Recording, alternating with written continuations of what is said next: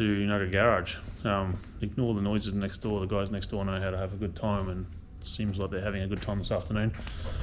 It's the weekend or the week after Drag Challenge.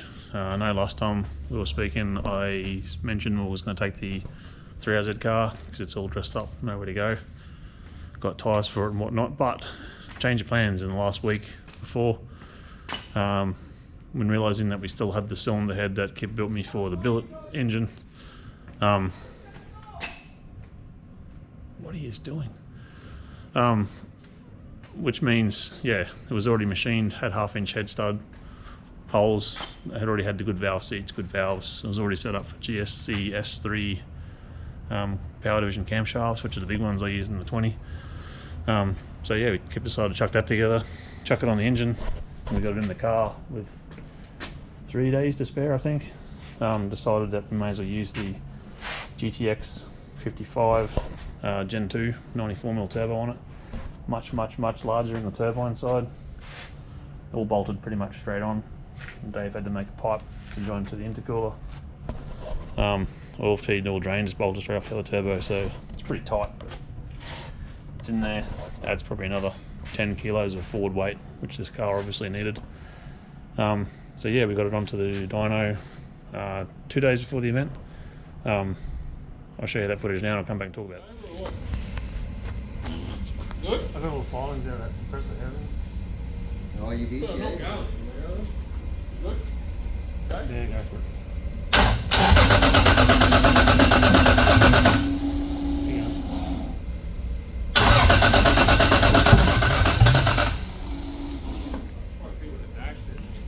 You want to have a look at the dash car? Yeah, it's just loaded up. I just want to see if it's reading any oil pressure. One.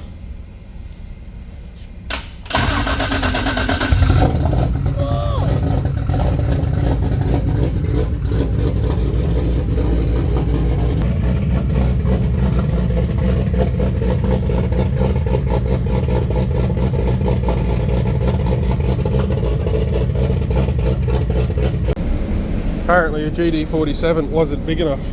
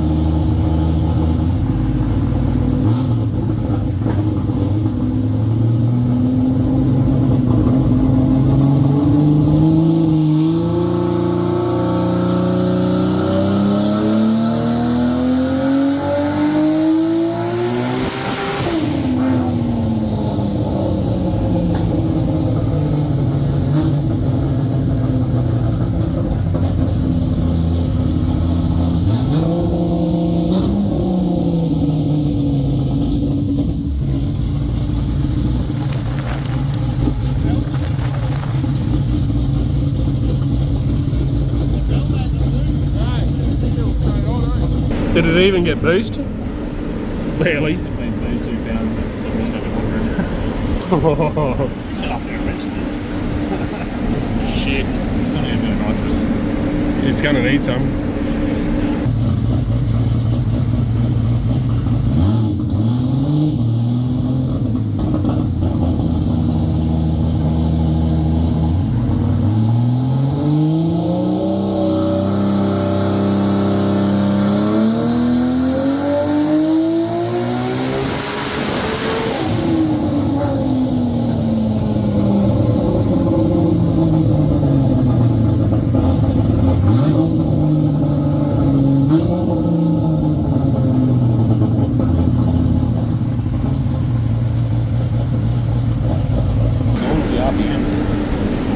Up there, eh?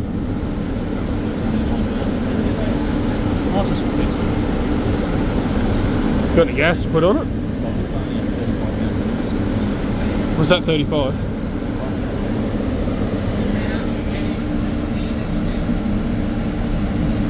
It comes on, eh? Yeah, 33 and a half minutes. So it's halfway there. That was 9,035. I don't want to go past 9,500. Mine, Yeah, well. it's just like 1150, 34 pound, 33 pound. Pretty. As long as the oil pressure stays good, like, that's the problem, mate. Like, we should be in dry side, but it's still got 85 psi. It's fine. Yeah, but it's not moving anyway. It's rowdy, eh? Probably give it a little bit of spray just to get it. Just to see if it's coming on. Have you got a bottle in it? Is it on? Like, turn it off. Just to get it up there. Sick, do stuff and things. Well, in this case, do stuff to things. We'll turn the bottle on now.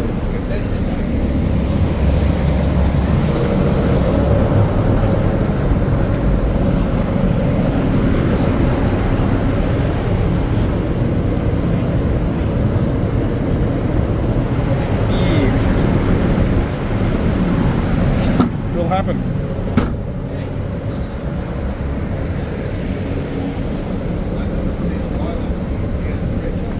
Needs more send.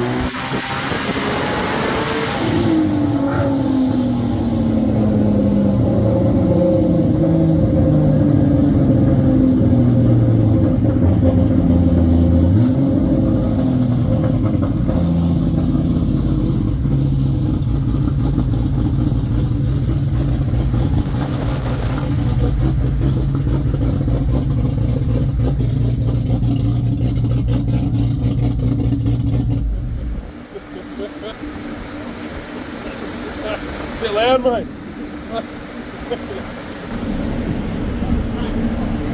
Where do we go on there? 37. Come on, heaps better, do it. How much gas is that? 100. And only had around 9,000. I'm just going to go places.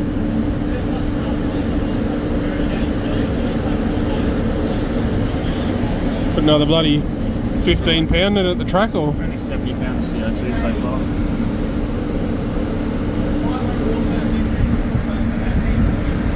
So back to where we were, 100 pounds of CO2 before.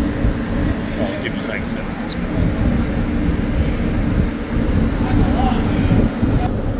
880 up. It's not making myself yet. Ah, it's fine. I'll do one more. 85, 90 pounds of CO2 on it, Yeah, throw some at it. Don't be pussy. Pussy, pussy. Pussy, pussy. You got a mop? Hey? Mop ready then? Oh, I've got a shovel. We don't worry about mops anymore. Yeah. Nah. Yeah. All the liquids will evaporate. Kitty litter and a shovel, mate.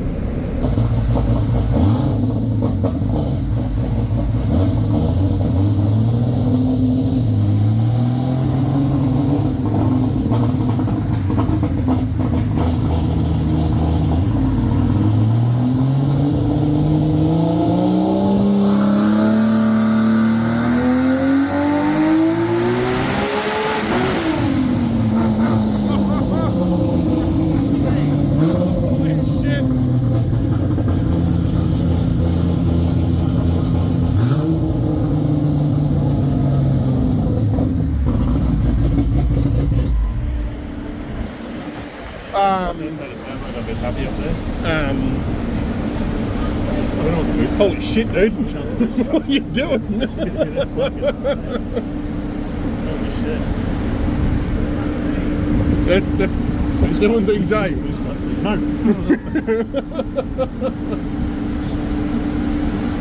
Wow. Anyway, so this turbo doesn't flow where the last one did. It doesn't seem to.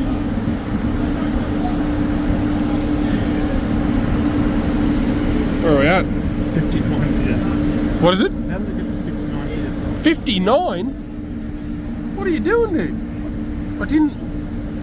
You know when I said, like, alright, so you're not a pussy. I wasn't supposed to do that. Well, I don't have to tell you what. Well, that's... No, it's fine. 60.3. It just went 100 PSI. What? Oh, I got fucked up. You gone done fucked up. Why not? Makes 59 PSI. Well, that's good.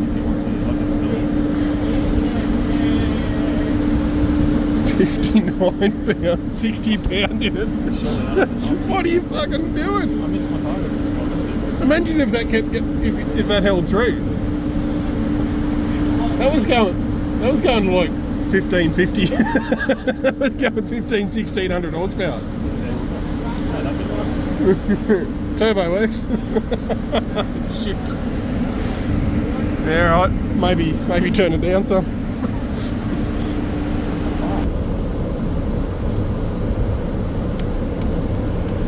Was that 85 or was that 60? Oh, yeah, I got fucked up. Did you target 85? I asked it for a bit too much. What did that cut out? 59 pounds. You did say 60 will go to 17, and that was going like. That's going there. That was going 1600 at least. This was not that deal. Let me just turn it down just to switch. So 49, right? That was going over 1600. Yeah, dude, that was going. That was 60 pounds. Yeah, it's gone places. Yeah, let's not do that again. Maybe turn it down some. I made 1,000 kilowatts. It's the megawatt. 1.1 megawatts. But I No, want you're to do it on sneezing. a proper curve where it's not just going. Where it's not. Yeah, it wasn't rolling over. I don't think the car was. I think everyone was sitting there going, ah! Not even one. Not even. Shit. Righto. Alright, maybe a bit less this time, mate. Got a bit excited.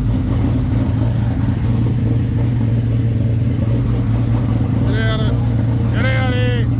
Stealing out. All these people stealing our bloody content here.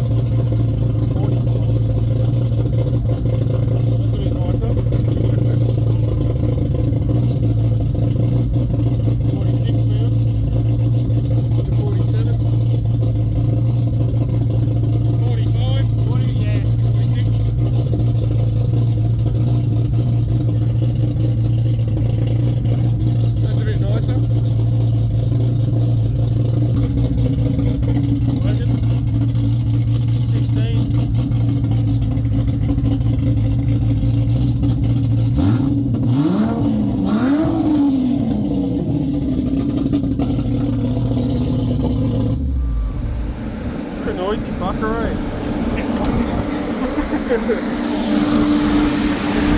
I think that works.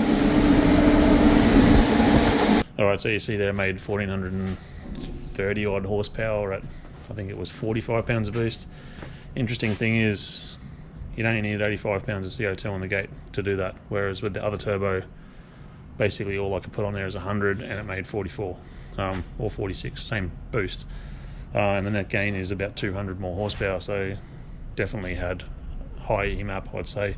I don't have a sensor in there, but there's other ways you can guess it and tell it anyway.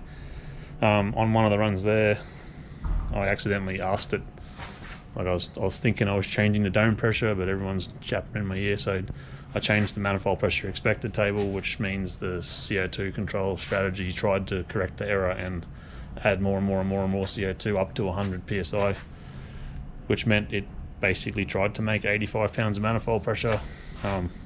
The 59 pound boost cut caught it, and it was on a mission. It was going for something, my guess is 1600-ish to 1700 horsepower, which it's good to know the engine could actually do that, but on the fuel that I'm using, it's just straight pump E85.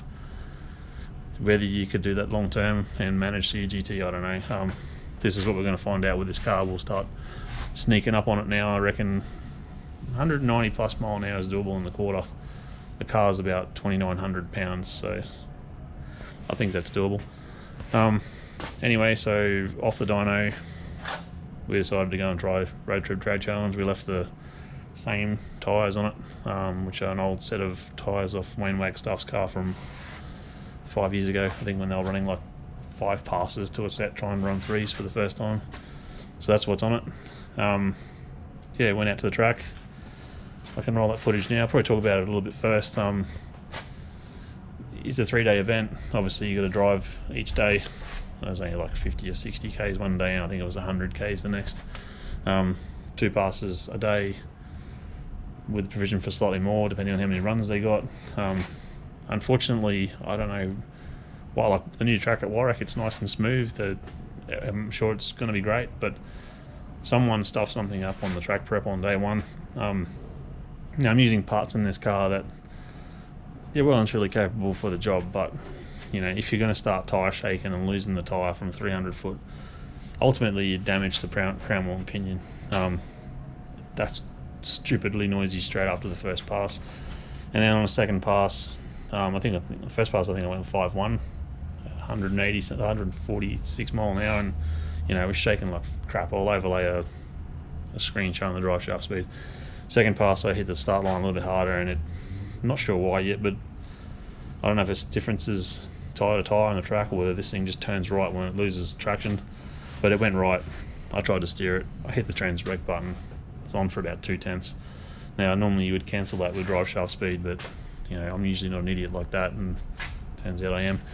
So I'm sure after that we're pulling it, you know, into gear, and it was pulling the engine down hard, and that usually means you've killed the mechanical diode, or it's spun the stator tube on the gearbox, or something amiss.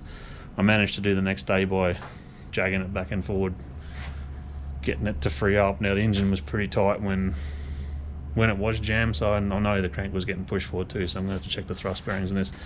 But I managed to jag a pass on the second day there where it went a 5.02, 148.5 or something, which I think ended up being unbeaten for the weekend, but unfortunately it's an average base thing. Second pass after that, I think, to me in the car it felt faster, it moved around a lot more, but the 60 foot was rubbish, and it went 148.5 miles an hour. And then that night they did a Kerry Digney, who just recently passed away. They did a benefit to raise money for his family, $200 buy-in. All the big cars that were trying to run, you know, the first 4 of the event, decided that they should probably be in it, and they said they were going to prep the track for it. The air was better, so I put a tune in it, which was everything but the kitchen sink. And then of course they didn't prep the track other than walk around and spray a bit of snot on the start line.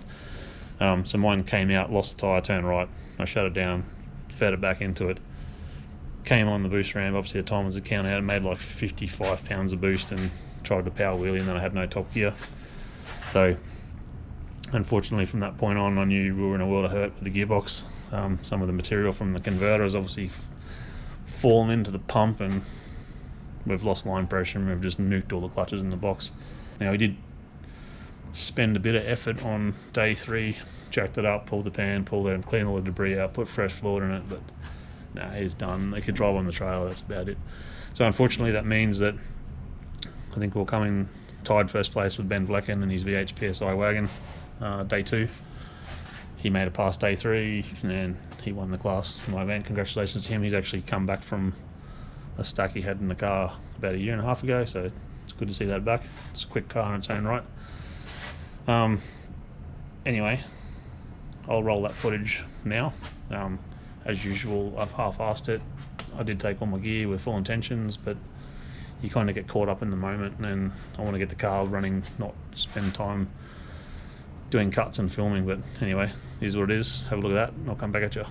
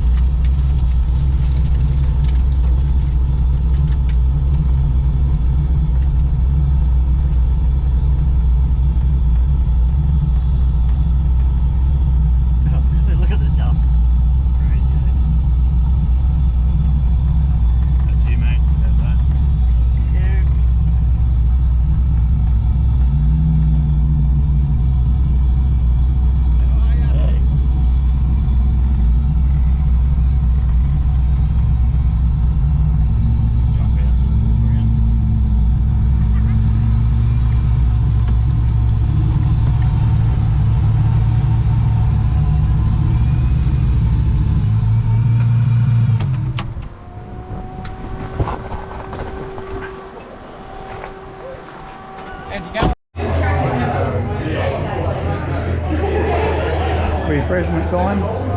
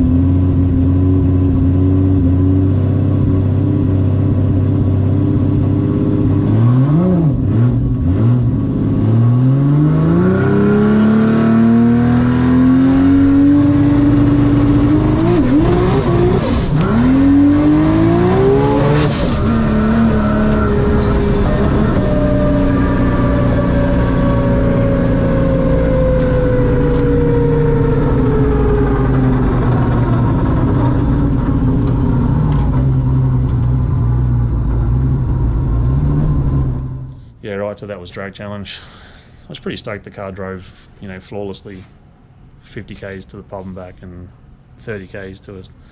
I have no doubt in my mind you could drive this thing 1,000 k's if you want. I think the water temperature sat at 82, trans temp was at 70. The biggest problem was it's a little bit boomy, it's a bit hard to talk to passengers. Other than that, you know, it would drive fine. Still gonna do the next one. I've got no hard feelings about what happened. I mean, if I won, it would have been worth it, but there you go. So I'm not sure what I'm going to do now. This is obviously probably junked everything from the flywheel to the diff other than the tail shaft, so even if I'm lucky, that's $6,000 plus to fix, so I'm not made of money. So it's officially out for the rest of the year, so I might take, I don't know, one of the small tyre cars to one of these no prep things and just be miserable about how much they suck and then make a video of that. Anyway, actually starting to enjoy the racing, so things are on and up. Thanks for watching. I'll talk to you next time.